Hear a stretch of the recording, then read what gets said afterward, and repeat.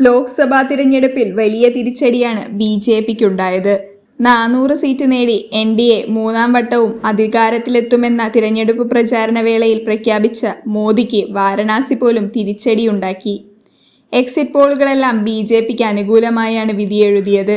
ഈ ആത്മവിശ്വാസത്തിലായിരുന്നു ബി.ജെ.പി. അതുകൊണ്ടാണ് പതിവിലും വിപരീതമായി രാഷ്ട്രപതി ഭവനിൽ നടക്കേണ്ട സത്യപ്രതിജ്ഞാ ചടങ്ങ് രാജ്പഥിലേക്ക് മാറ്റിയത്. ഇതിനുള്ള ഒരുക്കങ്ങളും ബി.ജെ.പി തുടങ്ങിയിരുന്നു. എന്നാൽ തിരഞ്ഞെടുപ്പ് ഫലം വന്നപ്പോൾ ഇതെല്ലാം വെറുതെയാകുന്ന കാഴ്ചയായിരുന്നു.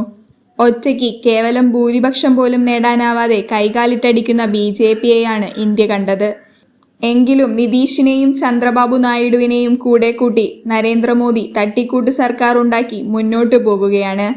ശനിയാഴ്ച നിശ്ചയിച്ചിരുന്ന സത്യപ്രതിജ്ഞാ ചടങ്ങിലേക്ക് അയൽ രാജ്യങ്ങളുടെ നേതാക്കളെയും ക്ഷണിച്ചിട്ടുണ്ട്. പക്ഷേ ഇപ്പോൾ പുറത്തുവരുന്ന റിപ്പോർട്ടുകൾ പ്രകാരം സത്യപ്രതിജ്ഞാ ചടങ്ങ് ഞായറാഴ്ചയിലേക്ക് മാറ്റിയിരിക്കുകയാണ്. ശുഭമുഹൂർത്തം നോക്കി ചടങ്ങ് മാറ്റിയെന്നൊക്കെ ബി.ജെ.പി അവകാശപ്പെടുമ്പോഴും മുന്നണിയിൽ തുടക്കത്തിലെ കല്ലുകടി തുടങ്ങിയെന്ന സൂചനകളും പുറത്തുവരുന്നുണ്ട്.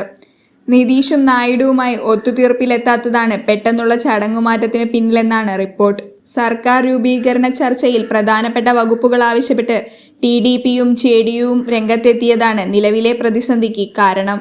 അപ്രധാന വകുപ്പുകൾ നൽകി മൂലക്കിരുത്താൻ നോക്കിയാൽ മുന്നണി ബന്ധം ഉപേക്ഷിക്കേണ്ടി വരുമെന്ന് നിതീഷ് ഭീഷണി മുഴക്കി കഴിഞ്ഞു. ചന്ദ്രബാബു നായിഡു ആകട്ടെ നിരവധി ഡിമാൻഡുകളുമായാണ് മുന്നോട്ടു പോകുന്നത്. സ്പീക്കർ സ്ഥാനവും ഐ.ടി, വ്യവസായം, കൃഷി, നഗരവികസനം തുടങ്ങി പ്രധാന വകുപ്പുകളടക്കം 6 കേന്ദ്രമന്ത്രി പദവിയാണ് ആവശ്യപ്പെട്ടിട്ടുള്ളത്. എന്നാൽ ബി.ജെ.പി നേതൃത്വം ഇതിനോട് വഴങ്ങിയിട്ടില്ല. തുടക്കത്തിലേ ഉണ്ടായ ഈ കല്ലുകടി തുടർന്നങ്ങോട്ടും മോദിക്ക് ബാധ്യതയാകുമെന്നുറപ്പാണ്. കാരണം ഇത്രനാൾ കേന്ദ്രം നടപ്പിലാക്കിയ പല പദ്ധതികളും അമിത്ഷായും മോദിയും ചേർന്നെടുത്ത തീരുമാനമായിരുന്നു. ഇനിയിപ്പോൾ നിതീഷിനോടും നായിഡുവിനോടും ചോദിക്കാതെ അനങ്ങാൻ പറ്റാത്ത അവസ്ഥയാണ് മോദിക്കുള്ളത്. അതിന്റെ പൊട്ടലും ചീറ്റലും ഇപ്പോഴേ തുടങ്ങിക്കഴിഞ്ഞു. അഗ്നിവീർ പോലുള്ള പദ്ധതികൾ നടപ്പിലാക്കരുതെന്ന ആവശ്യം നിതീഷ് മുന്നോട്ട് വെച്ചിട്ടുണ്ട്.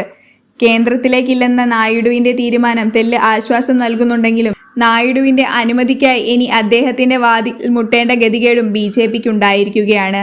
അതുമാത്രമല്ല, ശക്തമായ പ്രതിപക്ഷമാണ് ഇക്കുറിയുള്ളത്. അതുകൊണ്ട് മിക്കവാറും സഭ കലുഷിതമാകുമെന്നും ഉറപ്പായിരിക്കുകയാണ്.